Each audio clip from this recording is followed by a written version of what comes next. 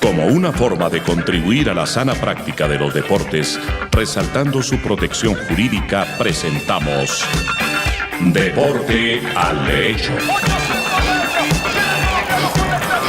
Los temas que conciernen a la actualidad de los acontecimientos deportivos cobijados por la Constitución y las leyes. Deporte al Derecho. Una presentación de La Voz del Derecho.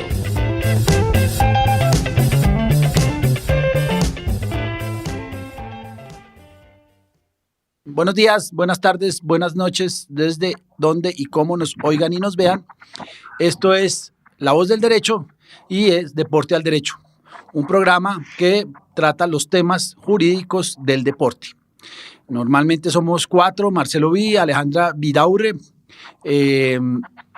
Rafa Alonso y Andrés Charria. Muy interesante porque además uno está en Argentina, el otro está en España y nosotros dos estamos en Bogotá, pero la terminación de la pandemia nos está poniendo todos a trabajar fuertemente y de hecho nos tocó posponer 2 días el programa, pero acá estamos y la idea es seguir haciendo un programa semanal sobre temas de deporte y derecho.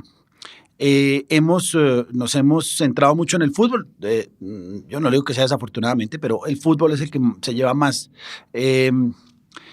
protagonismo en temas jurídicos. Los temas deportivos, de si James se fue bien o no nos interesan. Yo tengo varios editoriales, voy a tratar uno y después en vez de un editorial voy a hablar, y espero que Rafa me ayude, del laudo de Carrascal. Bien, el editorial mío tiene que ver con el Tribunal del Fútbol. FIFA, digamos que quiere controlar nuevamente toda la actividad internacional de jugadores, clubes y aparentemente de intermediarios, que es de lo que vamos a hablar hoy. Y creó un Tribunal del Fútbol que hasta ahora lo que yo veo es que es una unión de las dos, del Reglamento de Cámara de Resolución de Disputas y Cámara y Comisión del Estatuto del Jugador, pero desde el principio habla de una Cámara de Agentes, la CA. Dice el artículo primero, ámbito de aplicación, el presente reglamento regula la organización, la composición y las funciones del Tribunal del Fútbol, que está compuesto por la Cámara de Resolución de Disputas, que ya la conocemos, que es con lo que hemos trabajado hace 20 años, la Cámara del Estatuto del Jugador, ya la cambiaron, ya no es Comisión del Estatuto del Jugador, sino Cámara del Estatuto del Jugador, y la Cámara de Agentes. Es un avance. FIFA, desde que se soltó de los agentes, está tratando de volverlos a llamar al orden. No sé si lo logre. Y bueno, empieza el 1 de octubre. El 1 de octubre empezará a caminar esta Cámara. Creo que en principio no va a haber mayores cambios, será unos cambios de nombres y eso. No leí el reglamento completo, pero bueno, ahí está. Rafa. Hola, buenas. ¿Cómo vas? Estaba aquí con el audio desactivado porque hoy me he tenido que venir al exterior, que había obras y de reforma en el despacho. Así que si en algún momento se pierde la conexión, pues quitaré la imagen a ver si así tenemos mejor cobertura, aunque sea solo con voz. Vamos viendo sobre la marcha hoy de manera improvisada.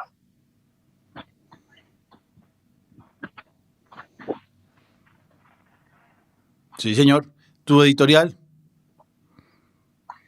Mi editorial tiene que ver con la delimitación entre los deportistas profesionales y aficionados en el ordenamiento español. Es algo que en algún momento ya hemos tratado y hoy viene al hilo de una reciente sentencia del pasado mes de julio del Tribunal Superior de Justicia de Castilla y León, del orden social, que confirma una sentencia anterior en vía de recurso de suplicación y confirma que un futbolista es profesional a pesar de que actuaba en un club de la 4ª categoría o 5ª del fútbol español y su percepción por un trabajo a tiempo parcial era de 300 euros al mes, que viene a ser como una tercera parte del salario mínimo en España, que anda hoy en día por los 950 euros, y un variable de 40 euros por cada punto conseguido por el equipo.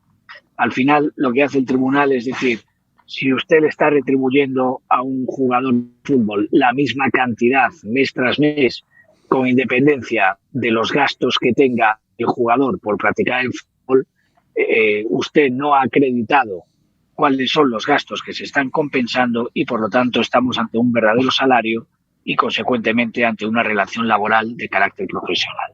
Y es una confirmación más de la jurisprudencia imperante en España, que continúa en el mismo sentido. Esa es mi editorial. Entonces, en España, la teoría de FIFA que dice que gane más dinero que lo que le cuesta efectivamente jugar al fútbol no aplica. Simplemente basta con que le paguen. La cuestión es, si lo que te pagan es una compensación de los gastos que tienes por jugar al fútbol, con independencia de que sea muy alto o muy bajo, si simplemente te compensan los gastos, no eres profesional, eres aficionado. Si en cambio te pagan una cantidad con independencia de los gastos que tengas, por muy baja que sea la cantidad, eres profesional. Entonces, infinidad de jugadores aficionados van a pasar después de esta sentencia a ser profesionales, a considerarse profesionales, creo yo. Sí, pero es una jurisprudencia consolidada, ¿eh? Ya. No es una cosa revolucionaria, sino que viene siendo así desde hace tiempo. Bueno. Los gastos compensados es aficionado y lo que no sea compensación de gastos es profesional, con independencia de la cuantía. Si yo te pago... Puedes tener trabajo a tiempo parcial. Yo te pago 100 euros a la semana por jugar al fútbol, eres profesional. Sí, solo digo eso. 100 euros a la semana, eres profesional. Sin importar los gastos que le cueste a ese deportista jugar al fútbol. En cambio, si te pago cada semana 1.284 euros de desplazamiento, alojamiento y tal, otra semana 1.316, entonces no eres profesional si se demuestra la realidad de esos gastos. Claro, si son superiores a lo que te pago. Exacto. Muy bien. Bueno, nos hubiera gustado, y por eso solo voy a hacer una editorial, pero más que editorial quiero hacer una discusión con Rafa sobre un tema que lleva muchísimo tiempo y no lo han podido solucionar. Acaba de salir el laudo de la Cámara Nacional de Resolución de Disputas de Club Deportes Tolima contra América y Rafael Andrés Carrascal. Ese fue un fallo, un laudo muy interesante, porque por lo menos a mí me cambió una idea que tenía bastante arraigada. Yo decía, es que los jugadores profesionales de fútbol no pueden renunciar. No está dentro de la dinámica del fútbol que los jugadores renuncian, así como, sin justa causa, obviamente, así como no está dentro de la dinámica del fútbol que a los futbolistas los despidan. Es decir, nosotros teníamos el tema de la estabilidad contractual como una ley casi que divina, en la cual los contratos se terminan por vencimiento del término por mutuo acuerdo. Y para terminarlo de otra manera, una de las partes tenía que dar lugar a que haya una justificación en la terminación del contrato de trabajo. Hace 2 años, Rafael Carrascal decidió hacer algo que lo habían hecho antes. Repito, yo estaba bastante equivocado, de hecho escribí sobre el tema, y fue renunciar sin justa causa. Dijo, no quiero estar más en este club, me voy. Obviamente para poder hacer esto, un jugador pues tiene que tener otro club que lo apoye, y en este caso fue América de Cali, que resuelve contratar al jugador después de que el jugador renuncie. Es un laudo arbitral de la Cámara Nacional de Resolución de Disputas que yo le veo muchísimos problemas. Hay unas cosas que me parecen que podrían anular el laudo. Hay una que me llama mucho la atención. Bueno, hay varias que no he podido investigar, que lo haré, y espero que esté Alejandra, que es el despacho de Alejandra, la oficina de Alejandra, fue el que trató el caso. Hay un tema que me llama mucho la atención, es que cambiaron como 3 veces de árbitros.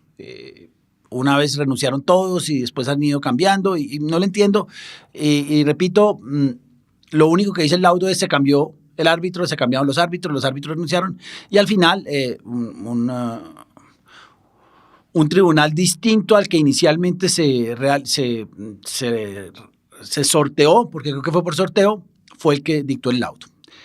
En esto hay una cosa que me molestó, que no me molesta, no tiene por qué molestar un laudo, pero es raro, es que 2 de los 3 árbitros, uno es el jefe de la otra. Es decir, de una misma oficina de abogados salen dos árbitros, pero además con una relación de subordinación que a mí me deja por lo menos un mal gusto, un mal sabor en la parcialidad, o pues no sé si serán parciales o no, pero en la calidad del laudo, en la medida en que, por razones lógicas, resulta difícil contradecir al jefe, que es a su vez compañero de tribunal. Me parece que es una causal de anulabilidad.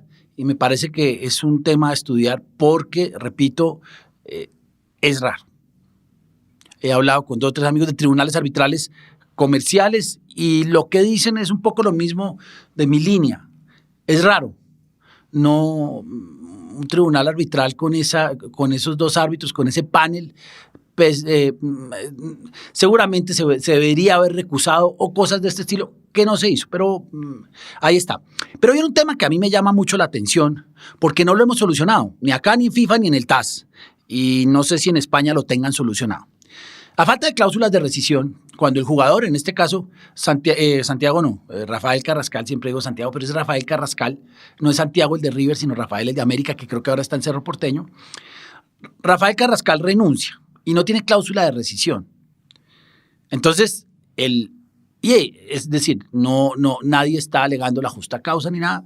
La historia entre bambalinas es un poco más larga. Y repito, si está Alejandra acá lo podemos hacer. Yo creo que podemos hacer el próximo programa. Pero viene un tema que me gusta y que siempre se ha hecho porque me he enfrentado a él 1 o 2 veces sin mayor éxito, y es calcular la indemnización que se le debe pagar al club.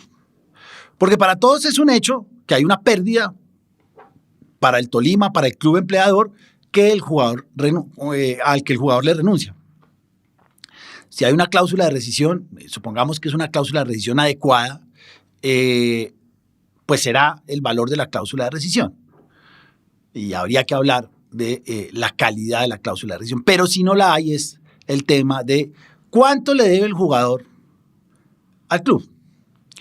El reglamento del Estatuto de Transferencia de Jugadores de FIFA, el artículo 17, que lo copia, no me acuerdo el número, el Estatuto del Jugador de Colombia dice, el cálculo se hará y da varios criterios, y repito, los dice porque esa es mi discusión siempre en clase con mis alumnos, criterios objetivos. El primer criterio, y nunca se toca, es el legal. Y viene mi primera pregunta, Rafa. En España, creo que ya la hice, pero para estar en sintonía, en España, cuando un trabajador renuncia, debe pagar algo. Creo que tú dijiste que eran 15 días, ¿no? Y ni siquiera 15 días, sino dar un preaviso aquí de 15 días. Un preaviso de 15 días y en ese caso, a falta de pacto, que sería la cláusula de rescisión, el juez puede establecer una indemnización a favor del club atendiendo a esa serie de criterios objetivos, como el tiempo que faltaba de contrato, el coste que puede tener el sustituir a un jugador de esas características, el momento de la temporada, a qué club va, etcétera, etcétera. Sí, una serie de circunstancias. Es decir, el dejarlo abierto, sin pacto, da lugar a una inseguridad absoluta porque no puedes conocer de antemano qué criterios va a valorar el juego. No, y es muy difícil, porque yo empiezo, y ha habido fallos interesantes al respecto. No, porque no es habitual que se deje un contrato sin cláusula. Entonces, la mayoría de las veces lo que estamos es ante una cláusula desorbitada. Exacto. En la que se pide al juez que la minore y la reduzca. Claro. Pero podría llegar a haber casos de jugadores sin contrato. Hubo, por ejemplo, un jugador del Athletic Club que dijo, mi próximo contrato es con Athletic, que es el último de mi vida, va a ser sin cláusula. Y se vendía como, qué bien, es decir, no se va a marchar nunca. No, se podría marchar, claro. Y quedaba ya abierto que eso que tenía que pagar. La realidad es la contraria, pero son casos que no suelen darse en los tribunales, ¿no? Bien, pero entonces ahí viene mi tema, y tú lo empezaste a desarrollar y no me convence. Es evidente que un club que pierde un jugador porque renuncia va a perder un dinero. Eso es evidente. ¿Cuál dinero va a ser? Es muy difícil de calcular. El cálculo que uno hace en la clase inicial de responsabilidad y del daño, cuando le dicen cómo se calcula el daño cuando hay la indemnización cuando hay un daño, el ejemplo siempre es el mismo. Usted maneja un taxi que se lo estrellan, y entonces, ¿cuál va a ser la indemnización? El lucro cesante, que es lo que le cuesta, lo que deja de recibir por no poder utilizar su taxi mientras lo están arreglando, y el daño emergente, que es el costo de arreglar el taxi. Obviamente es un ejemplo muy sencillo, pero ilustra bastante bien es cuánto dejé de ganar yo, conductor del taxi o dueño del taxi, en razón a un daño que le hacen a mi instrumento de trabajo. Y hay muchos. Si roban un cuadro, cuánto puede costar el cuadro, o un televisor, o si hay lo que ustedes quieran. En el fútbol es evidente que hay una pérdida cuando Carrascal se va. Lo que no es muy fácil es calcular. Y entonces el reglamento del Estatuto de Transferencia de Jugadores dice, hay que buscar criterio objetivo. Y el primer criterio objetivo, y es el primero, es la ley. Y en Colombia la ley es 0. Entonces uno podría decir, acá cualquier jugador se debe poder ir y no pasa nada. Evidentemente no va a pasar eso. Pero entonces el laudo empiezan a hacer las mismas piruetas que hemos visto en todos los procesos donde hay que calcular el daño porque un jugador se va. Webster, Elkin Soto, Matusalén algo hizo, para mí no me gustó. Y está este caso que es muy local. Y como es tan difícil el cálculo, acaban diciendo es un poco así, algo así como el valor residual del contrato del jugador. ¿Qué importa? Es decir, lo que dicen es, si el jugador se ganaba 20 millones de pesos y le quedaban 15 meses, pues son 300 millones de pesos. Y lo que están haciendo para mí es casi chapucero, pero no solo acá, en todos lados, es equiparar la pérdida que tiene un jugador cuando lo despiden a la pérdida que tiene un club cuando el jugador se le va. No me parece lógica, no tiene nada que ver lo que dejó de pagar. A mí me gustó mucho, pero es un pedazo nomás en el fallo de Ortega, que dicen lo que le costó traer al jugador, el caso de Ortega eran $12 millones de River a Fenerbahce, lo que le costó amortizado en el tiempo.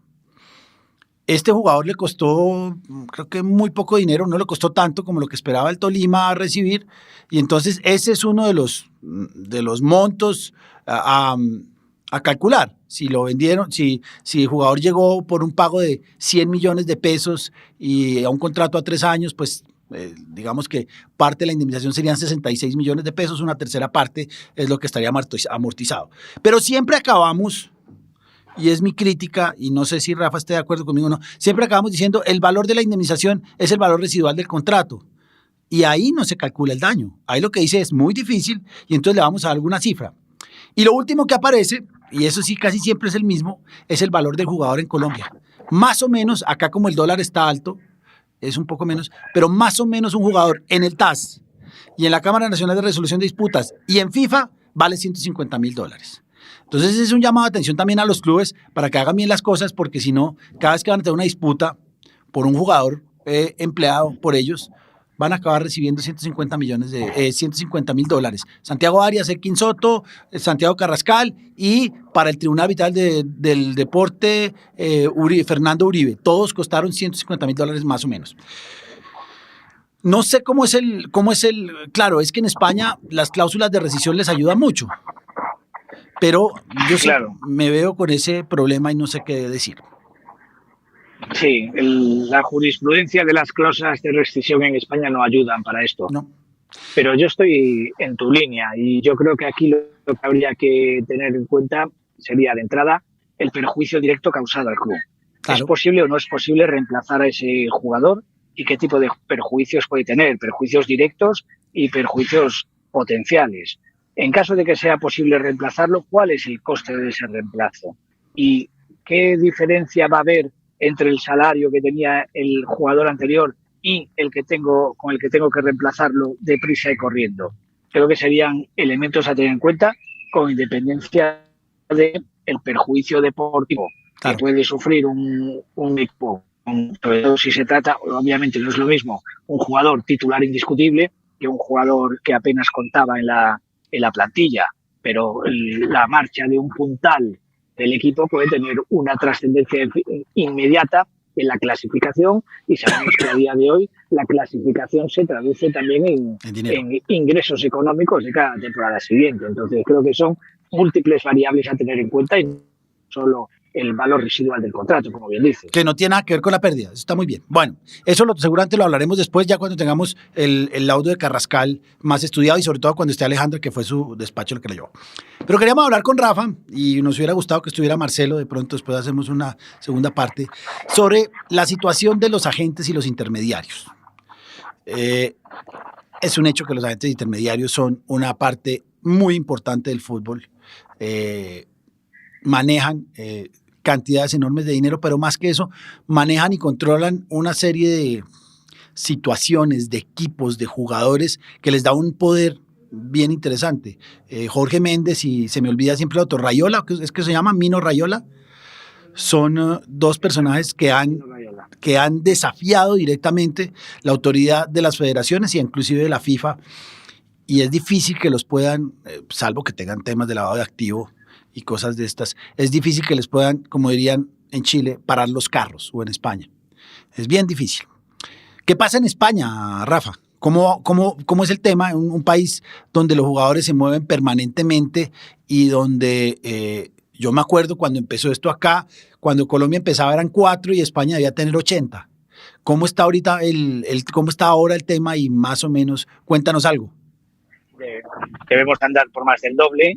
Es un negocio que crece sin parar y la realidad es que hay muchos más agentes e intermediarios los que están formalmente inscritos en el registro de la Real Federación Española de Fútbol, que es obligatorio. Tenemos un reglamento de intermediarios desde el año 2015 que prohíbe que se cuente con intermediarios no registrados y obliga al registro, que además es un sistema mucho más fácil y flexible que el que era antes.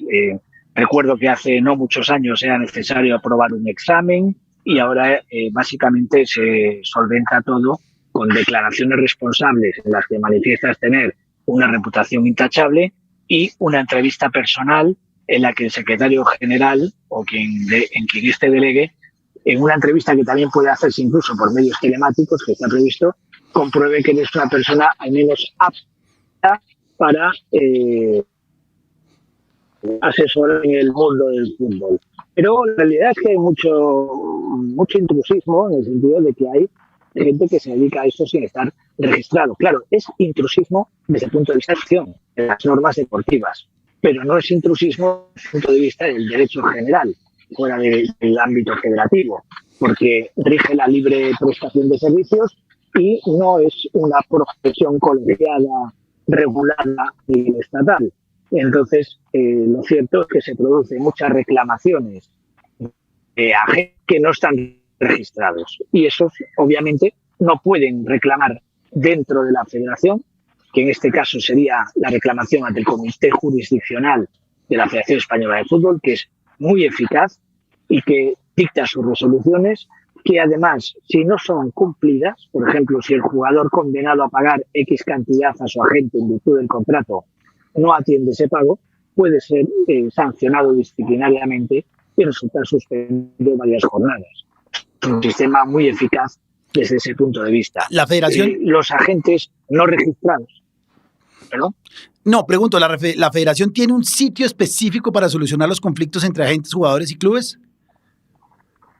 No, es un sitio específico para resolver las reclamaciones entre jugadores y clubes, entrenadores y clubes, agentes y jugadores y todo lo relacionado con las inscripciones de licencias, etcétera. Pero por eso, en la federación. De hecho, no en la federación. De hecho, está excluido de su conocimiento reclamaciones de agentes frente a jugadores con licencia no profesional, eso queda fuera, y de agentes con representados a menores de edad en el momento de la firma del contrato.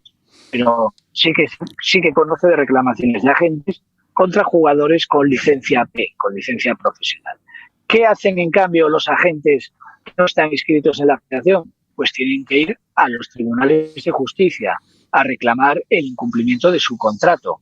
Un contrato atípico que no está regulado en ningún lado, pero que se regiría por las normas del Código Civil.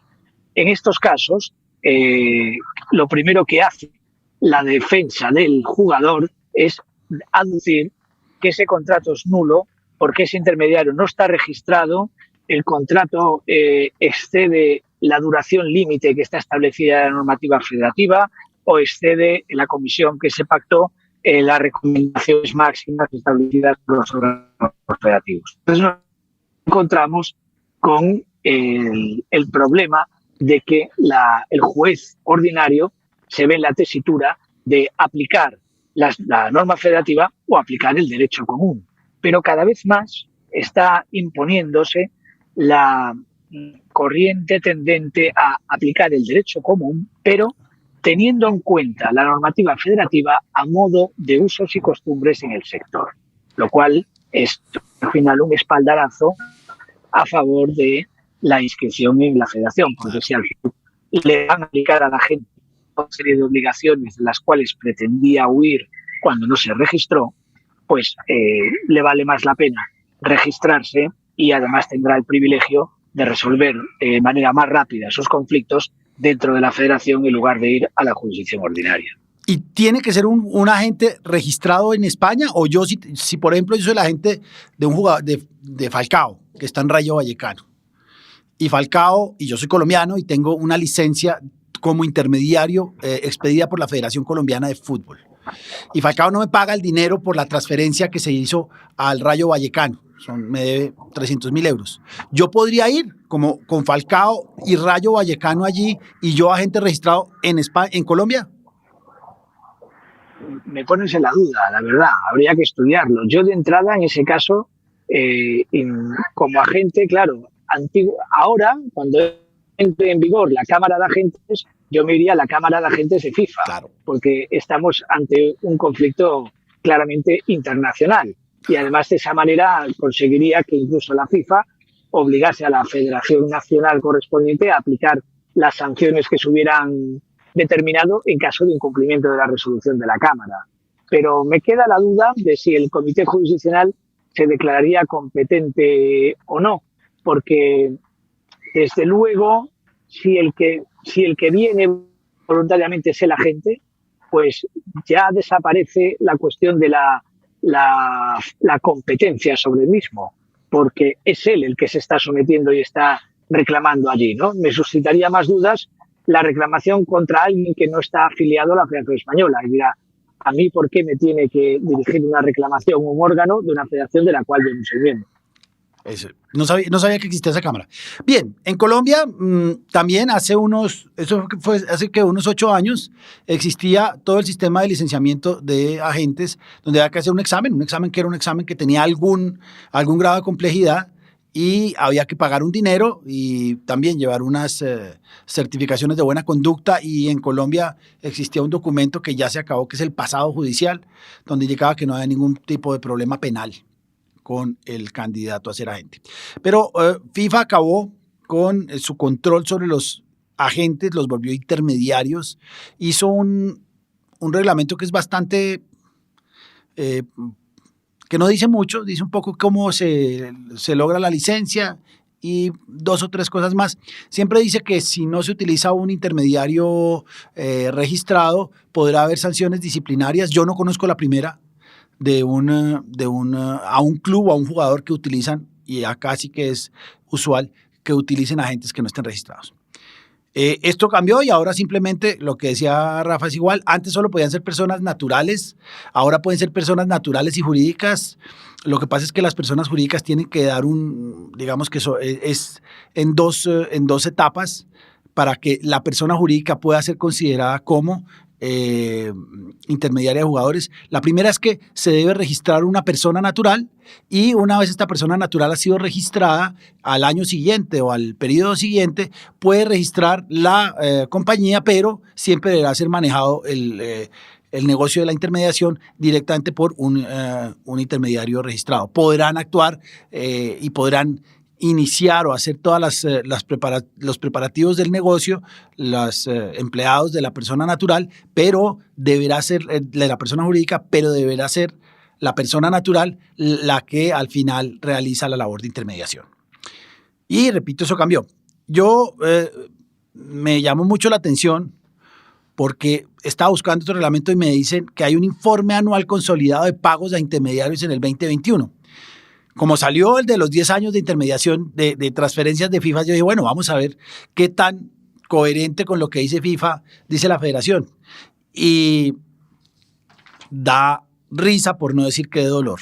Según el informe anual consolidado de pagos a los intermediarios, y es textual, dice, pagos a intermediarios de clubes, Nacional $60,000, Águilas Doradas $216,000, Leones FC 300,000 euros y Boca Juniors de Cali 40,000 euros. Ese es el informe consolidado. Es decir, según la Federación Colombiana de Fútbol, solo hubo 4 pagos a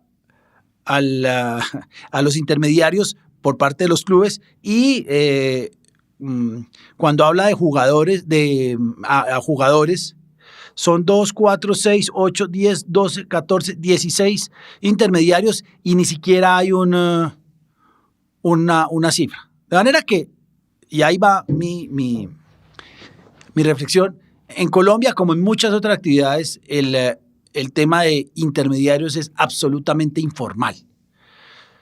Por muchas razones, porque es costoso, pero además porque no sirve, no tiene ningún sentido. Si yo quiero ayudar a realizar la transferencia de un jugador al Lens de Francia, pues yo voy, yo hablo francés, entonces voy, hablo, ajusto los temas de contrato con el Lens francés, hablo con mi jugador, con mi cliente y hago toda la transferencia y me gano un dinero que para eludir el TMS pues es un dinero que se lo dan al jugador y yo he tenido un acuerdo privado con el jugador y me lo va a dar y no pasa nada. Entonces la primera pregunta que uno tiene es ¿para qué licenciar agentes cuando lo único que ha pasado en un año es que hay 4 negocios registrados con clubes y 2, 4, 6, 8, 16 negocios registrados con jugadores que va en total contravía con lo que dijo el informe de FIFA, que dice que en Colombia se hicieron no sé cuántos, una cantidad enorme de transferencias de jugadores. No, y lo he visto y lo veo de manera constante. Hay mucha gente muy buena, otra no tanto, para realizar la labor de intermediación. Entonces, una persona que tiene dinero, que es buena, que tiene un conocimiento del mercado, que además conoce los jugadores y conoce el medio y sabe negociar, no tiene sentido para nada registrarse. Ya vimos en España que sí tiene sentido registrarse. Es mucho más cómodo, más fácil y más rápido ir a esta entidad que habló Rafa y que le ayuden. ¿Cómo es la situación allá? ¿También es igual de informal o no tanto? Sí, y además es que tengo una teoría al respecto, Andrés. Yo creo que la realidad, y seguramente algo muy parecido a lo que has expuesto, sucede si fuésemos a ver el informe de operaciones comunicadas en la Federación Española de Fútbol con participación de intermediarios registrados, veríamos que también sería un número anormalmente bajo. Pero yo creo que eso no responde a la realidad. Es decir, creo que realmente sí que intervienen intermediarios registrados en muchísimas transacciones. Lo que ocurre es que muchas veces las partes desconocen o se olvidan de la obligación que existe en el reglamento en cuestión de comunicar a la Federación la intervención de esos intermediarios, que de ahí es de donde se nutre la información que aparece reflejada en esos informes. ¿Qué ocurre? Que cuando hay una obligación novedosa y no se está encima de su cumplimiento o no se está sancionando de manera efectiva su incumplimiento, tiende a relajarse y no observarse. Entonces, mi sensación es que todas esas transferencias que faltan, tanto en Colombia como en España, no han sido realizadas con intermediarios no registrados o sin intermediarios. No, yo creo que una parte muy importante ha sido realizada con intermediarios registrados, ha figurado en los contratos, pero no se ha hecho la declaración formal de en este contrato intervenido en este intermediario en cuestión. Creo que esa es la explicación y me suena haber oído al presidente de la Asociación de Agentes de Futbolistas en España, que además es una asociación que durante muchos años, no sé si sigue siendo así, tuvo su sede dentro de la propia la Federación Española, también lamentaba lo mismo, que se reflejaban unos datos muy escasos que no respondían a la realidad. Y creo que esa puede ser la explicación. Yo que he visto varios contratos, casi nunca hay un agente, un intermediario, y lo obliga FIFA y lo obliga la federación. Si un intermediario participa en la firma del contrato de trabajo, deberá constar en el contrato. En España también es usual no indicar, normalmente se dice es que no hubo un intermediario, hecho que no es cierto, pero se usa muchísimo. En España sí es más frecuente que los agentes aparezcan en los contratos de trabajo de sus jugadores. Sí, y además es conveniente por una cuestión relacionada con nuestra agencia tributaria, que intentaré explicar brevemente. En principio, la obligación de retribuir a la gente la tiene el cliente. Y el cliente, la mayor parte de las veces, es el jugador. ¿Qué ocurre en la práctica? Que se pacta en el contrato que es el club el que va a pagar la comisión de agente del jugador. Pero a la agencia tributaria dice, si esto le correspondía pagarlo al jugador y lo asume el club, entonces al 1.000.000 de euros que le va a pagar por este contrato, le tenemos que añadir ese 10%, por ejemplo, por decir algo, de comisión que el jugador tendría que pagar y que se lo va a pagar el club, con lo cual la retribución total no es 1.000.000, que es 1.100.000. Entonces, señor jugador, usted declaró unos ingresos de 1.000.000 y ahora le pido que me liquide los impuestos de los 100.000 euros restantes que le han pagado de más. Claro. Y entonces, precisamente, para evitar todos esos litigios de naturaleza tributaria, es por lo que se suele pactar en el contrato que ese intermediario está interviniendo y lo hace representando los intereses del club o representando los intereses de ambos que consienten escrito que esa representación se produzca con ese carácter dual, porque es algo que exige el reglamento de FIFA, si no, no se puede representar a las dos partes, y que las partes pactan que sea el club el que asuma en su integridad el pago de los honorarios de la comisión de la gente. Esa es la manera de dejar todo muy clarito en el contrato para evitar esos sustos con la Hacienda española a posteriori. Claro, es decir, tiene mucho sentido en España registrarse como intermediario o agente, actuar como intermediario registrado, registrar los contratos que maneja y los jugadores que manejan y cobrar de acuerdo a lo registrado, porque así si tiene algún problema va a la federación y si tiene un problema tributario lo va solucionando con el registro de los contratos. ¿Es así? Exactamente, porque es que además en la jurisdicción ordinaria te puedes encontrar muchas sorpresas. Voy a poner un ejemplo que realmente te va a dejar asombrado, creo yo. Resulta que el ordenamiento laboral español prohíbe la existencia de agencias de colocación si no están autorizadas e inscritas en un registro administrativo.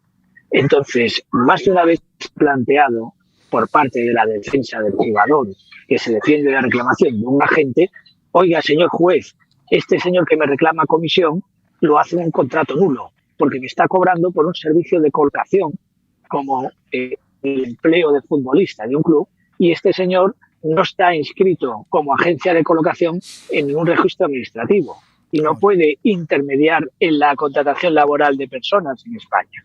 Y eso es algo que, claro, en el Comité Jurisdiccional de la Federación no se va a plantear, o sería más fácilmente reconducible a que los servicios que se están prestando no es la intermediación para la colocación laboral, sino un servicio más global que incluye el asesoramiento, etcétera, etcétera.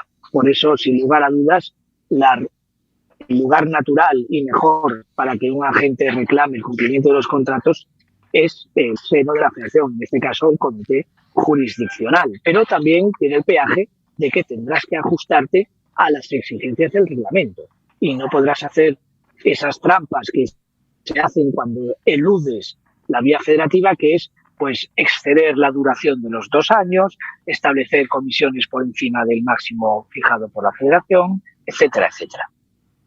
Sí, tiene sus pros y sus contras, evidentemente. Acá no hay nada de eso. Acá hay una sugerencia del 3% sobre el valor del contrato de trabajo y el 10% sobre las transferencias de los jugadores, pero no hay nada. A mí me llama mucho la atención esto porque además, y es parte del ejercicio como abogado deportivo, por esta época hay que avisarle a todos los agentes, amigos y clientes que se va a renovar la licencia de agentes y todos pagan, porque pues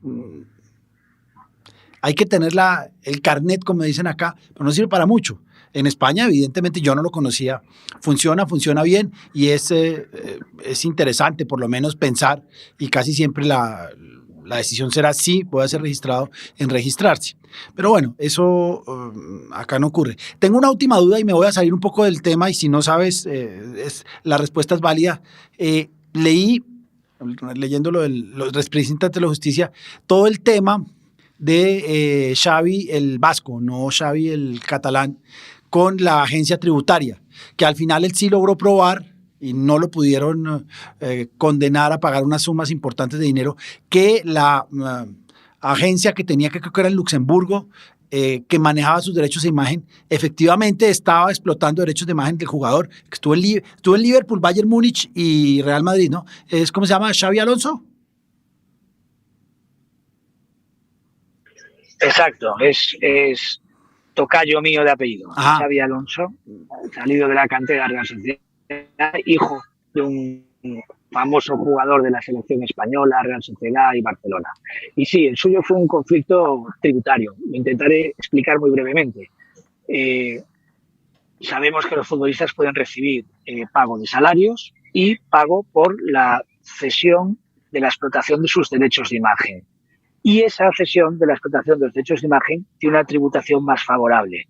Si, por ponerlo en números así sencillos, sin ir al dato exacto, si más o menos un jugador puede pagar de impuestos por lo que es el salario, la mitad del salario, por la cesión de la explotación de los derechos de imagen puede pagar la cuarta parte de esa cantidad.